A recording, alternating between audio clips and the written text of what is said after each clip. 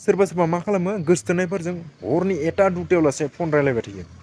मा गोनांथि दङ नङा होनब्ला? गावनि गार्लफ्रेन्डआनो जा गावनि बिसियानो जा दै हरसे सानसे फन रायलायबाय थानो मानो गोनांथि दोङो? खर'आबो हामा जालांगोन प्लास इदि उन्दुनायबो फुरा जाया। गोबां देहाया गोबां खस्थ' मोनो मिथिबायना?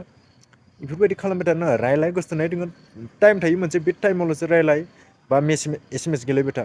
गोबां सेंग्राफोरानो गोबां सिख्लाफोरजों मा खालामबाय थायो मेसेन्जारफोराव वाट्सएपफोराव बिराद मेसेज गेलेबाय थायो। 5 घन्टा 6 घन्टा हरनि 1टा 2टायाव लासे। जोबोर गाज्रि जायो दै। लास्ट नोङो 11टा लासे थानो हायो 11टानि उनाव बा नोंहा जाखाला इथिं उन्दुनाया जाखाला खर'आव बिराद प्रेसार गोलैयो दै ब्रेनाव।